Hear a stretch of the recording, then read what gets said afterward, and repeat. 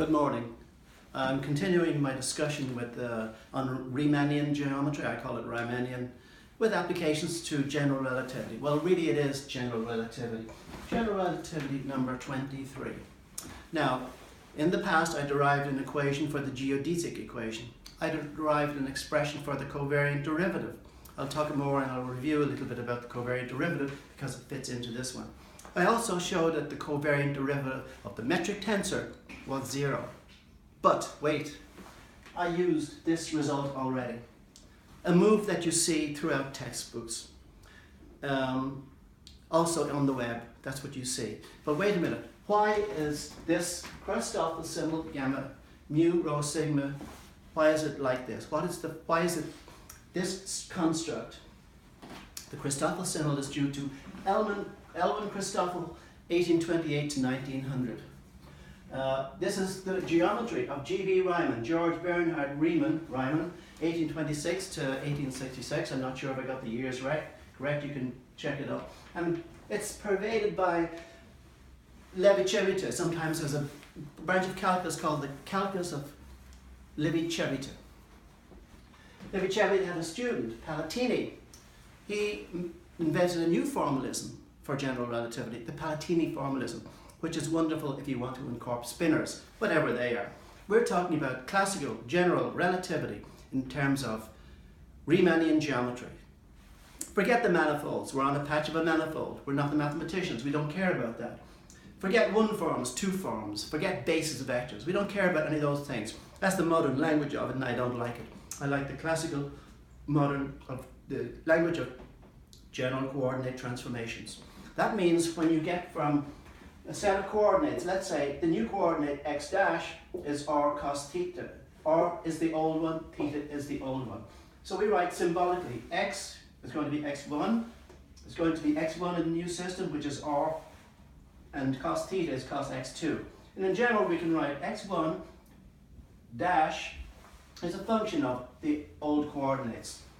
But symbols, mu can take on any value from 1 to 4, for example, of the old coordinates. I have done this whole lecture in the past. I refer you back to that notation. Now another notation I have is the language for the covariant derivative. The covariant derivative I write as a semicolon. Sometimes it's written with a nabla. Partial derivatives is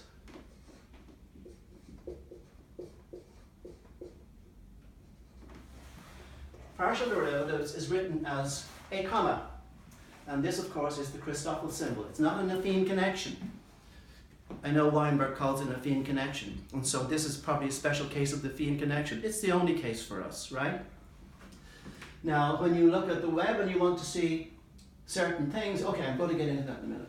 So, therefore then, the covariant derivative, the expression for it looks like that. And it is a tensor, okay?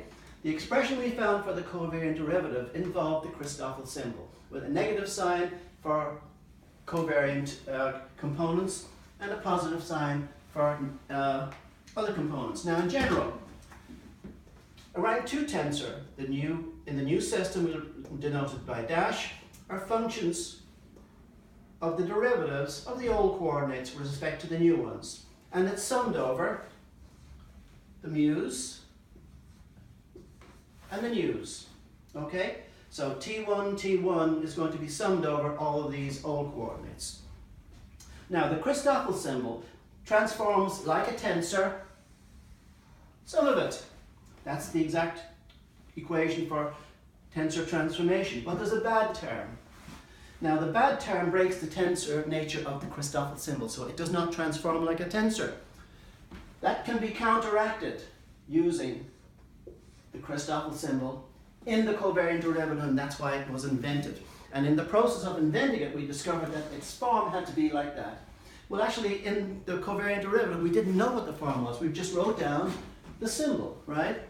Now, what happened was when we derived the equations of the geodesic equations, I'll write them on the board in a minute.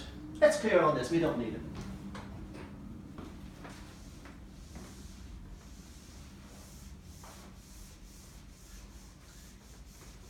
Christoffel symbol cropped up two ways for us. We've got these guys.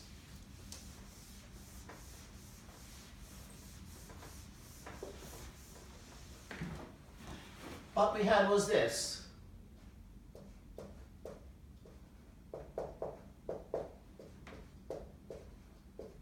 Now that's a partial derivative.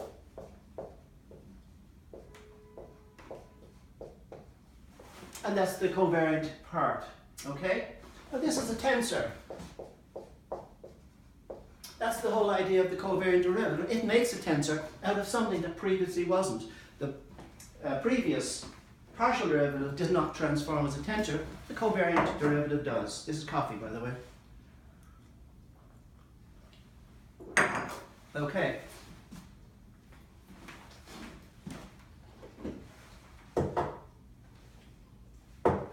So we had this expression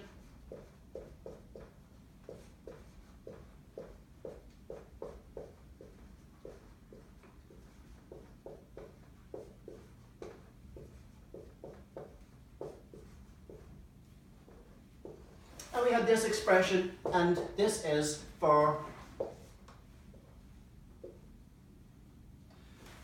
a geodesic parameterized by the distance element des. S, well, the solution to this, the x mu is a function of coordinates. The solution x mu gives me the shortest distance between A and B, 2 points, not this one, the shortest one, right? It comes from the calculus of variations, and we expanded this out, and we also got an expression for this, but the expression we got was explicit. The expression we got was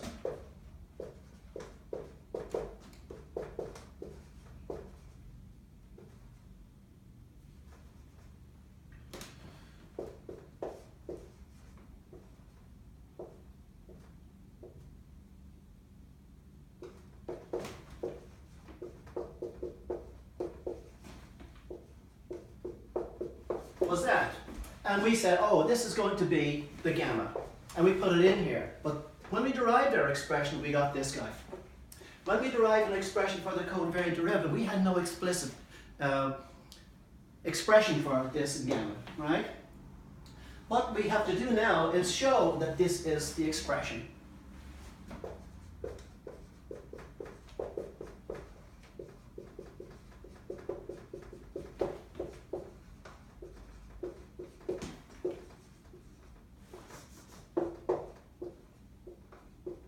Now to show what the expression, show that gamma is this guy, we need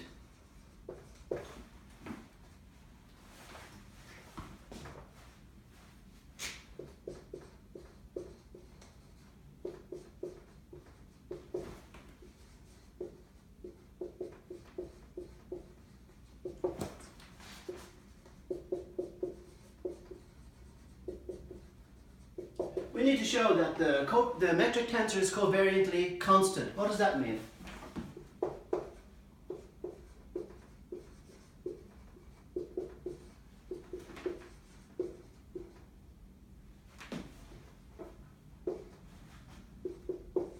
The covariant derivative of the metric tensor is constant, and this is where the books go haywire. Even Weinberg, even Wald, even Misner, Thorne and Wheeler, they either don't do it or they just use this expression explicitly for everything, but don't show how this arrives. Logically speaking, you have to be able to prove that this is the case. You have to be able to show that the metric tensor is covariantly constant, or its covariant derivative is 0. Now, the metric tensor is not chosen, as some people say on the web, such that the covariant derivative is 0. It's not chosen that way, okay? But we can show very logically that it is 0 in a simple way. Now in the past I did derive an expression to show that the covariant derivative of the metric tensor is 0, but I cheated, I used this already. Go back and look at it. The covariant derivative of the metric tensor is a big long derivation. Now I'm going to look at some more details. First of all, the covariant derivative itself.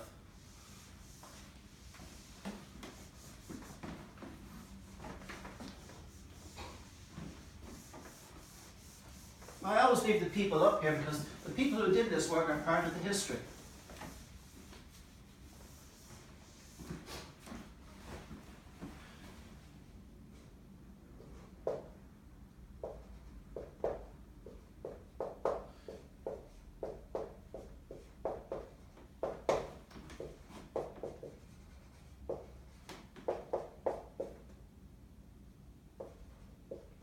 Now the covariant derivative expression on a vector is a tensor t mu lambda.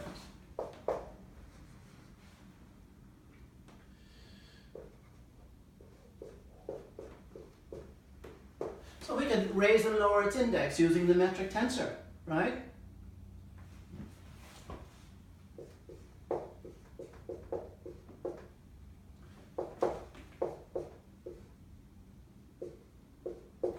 That's a tensor.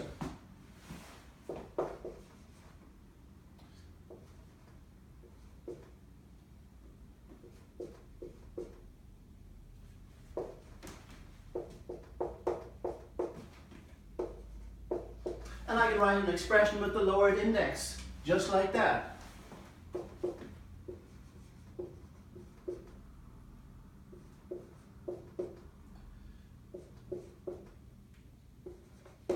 Or like that, okay?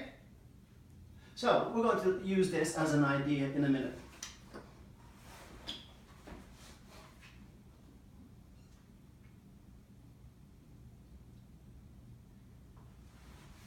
All right, we want to show that the covariant derivative of the metric tensor is 0.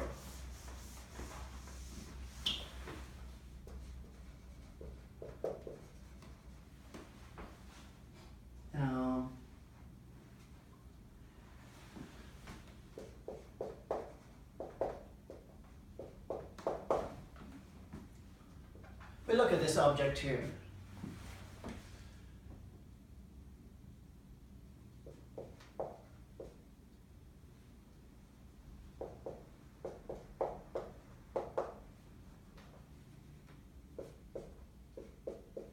Now it's a tensor.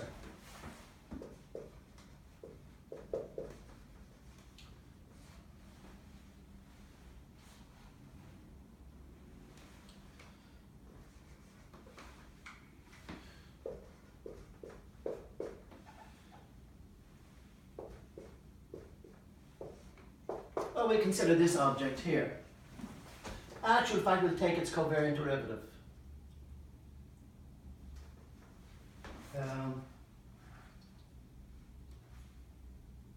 No, we'll use this object here, sorry.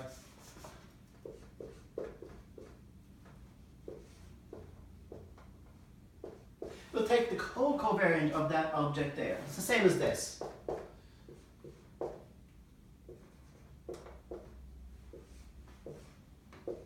Because the object in here is the same as a mu with the covariant derivative lowered. Sorry, the mu component lowered. But now we look at this explicitly.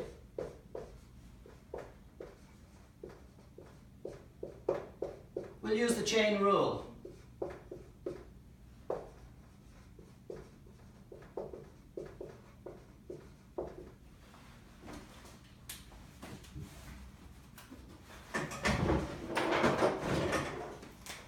We hit the g mu first and leave that out, and then we'll skip the g mu.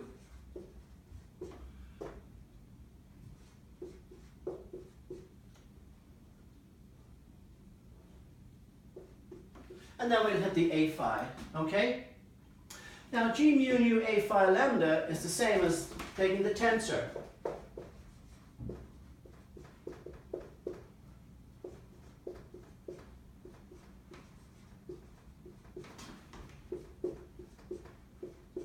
Well, we can lower the index using the metric tensor.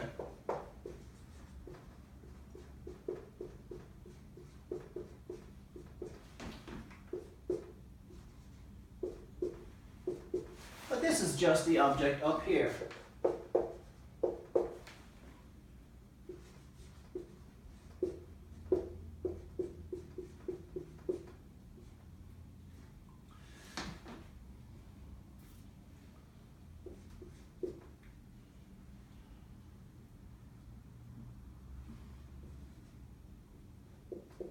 Okay, now we see that this object here is the covariant derivative. They're mutually the same.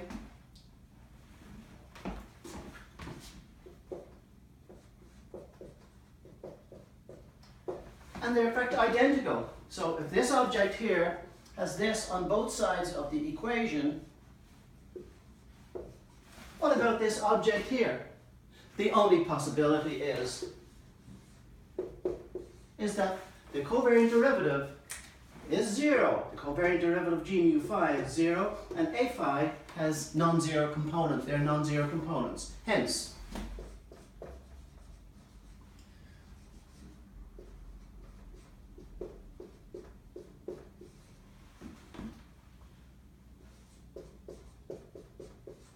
now with that knowledge, we can go and find the exact form of the gammas.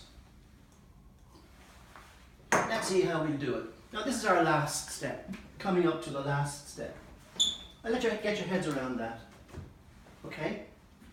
This object here is the same as this object, but it's also the same as this object and this object. So this and this are identical. This has to be 0. That's all it is, okay? Quite logical. I defy you to find anything on the web. If anybody can find something as neat as that on the web, come and tell me. Look at some of the experts, look at some of the mathematicians and throwing in abstruse differential geometries with one forms, parallel transports and God knows what. You don't need all of that. We'll stick with real Riemannian geometry. So now look at the covariant derivative of the metric tensor.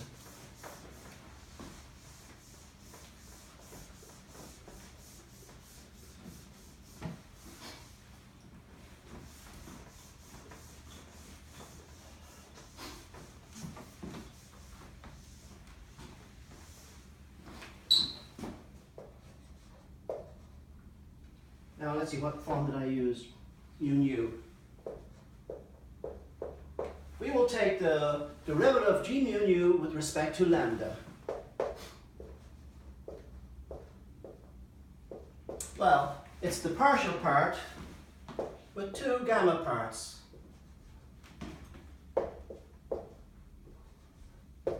Okay? Now,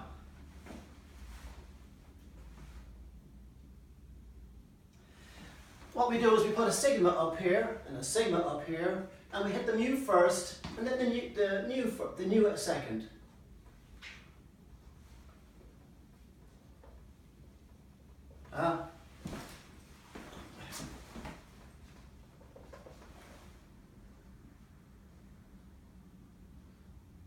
Okay, so we hit the mu first, and then the nu. Okay, and we still have the other terms, lambda and mu. And it doesn't matter what order I put them in there, because gamma mu lambda equals gamma lambda mu. The gamma is symmetric in the lower indices. And this one here has lambda and mu. So therefore that's what we have. Now if we can show this as 0, which we have done, then we can write an expression for this one, because this is all 0.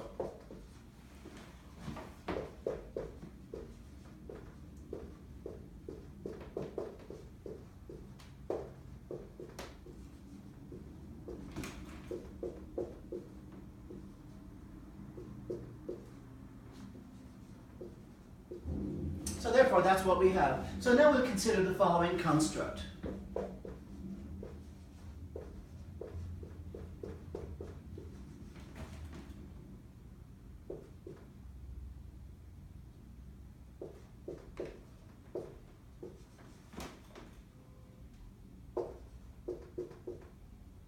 Now I'll see if I kept those indices in the same order as I did before. Mu lambda, lambda, mu mu, and mu lambda mu. Okay, so this object here is going to be, put in this one first. I'm just looking at this, I can do it, but it slows me down if I make a mistake. I like the live performance as opposed to the lip syncing, yeah. But sometimes you just have to make sure you're following the correct choice of indices. And that's the first term. 1. Now we go to 2. And this one will be 3.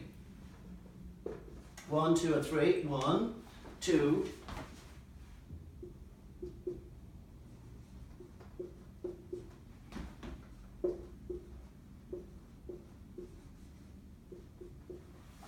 the next term. So this is 2.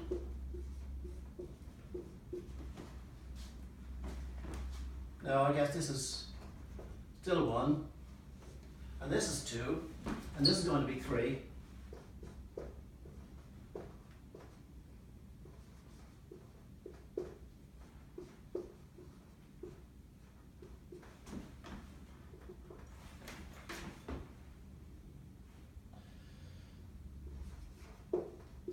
So you see it's all working out very neatly, because let's see what happens. Lambda sigma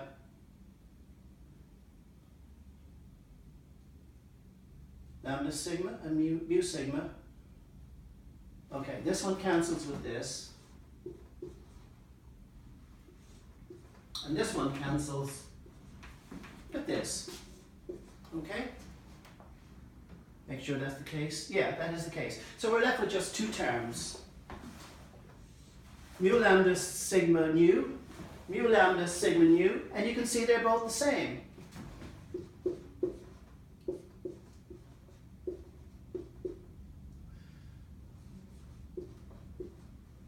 So now what we got is this object here is equal to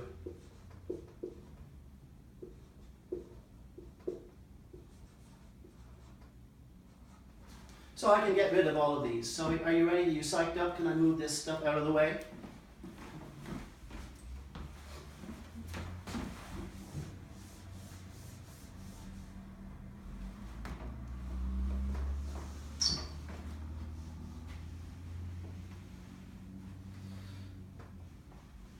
Oh, I just write it all out again.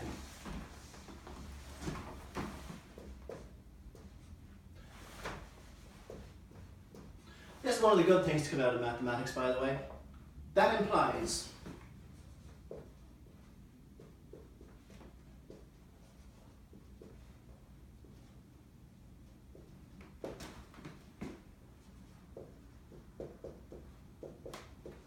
so that's going to be 2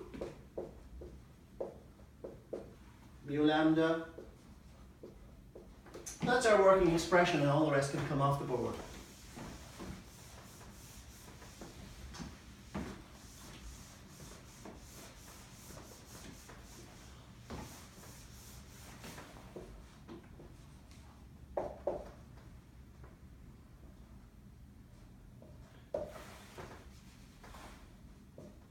Now I'm going to multiply by g phi nu. This is a phi.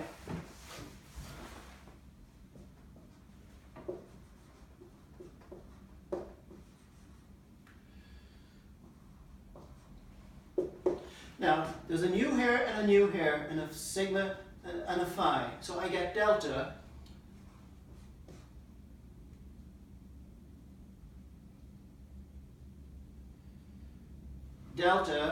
the nu goes away, phi sigma. And if that's multiplying a tensor, sigma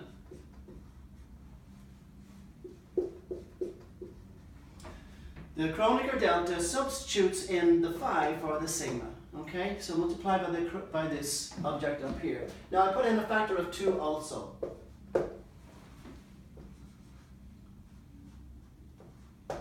So these here gives me a factor of 1 over 2 delta sigma phi.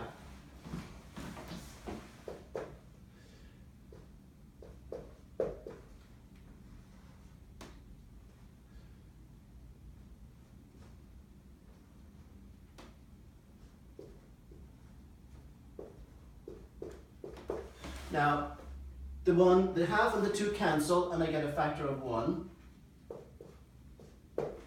And the Kronecker delta substitutes in a phi for the sigma.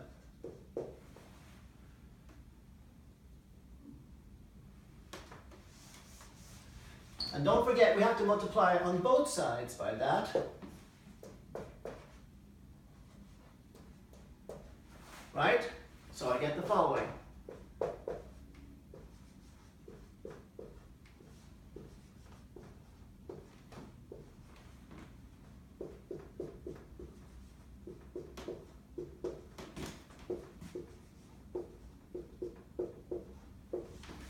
we get an expression for gamma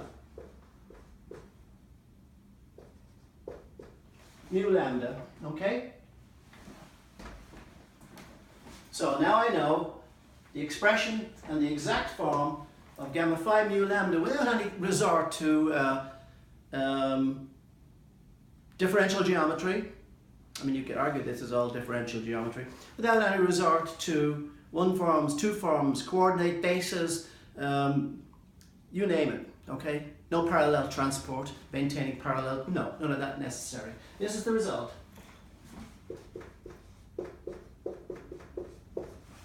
Now, if you look at all my lectures, I try to do them live. Sometimes I look at a note to stop me messing up the indices like I did there.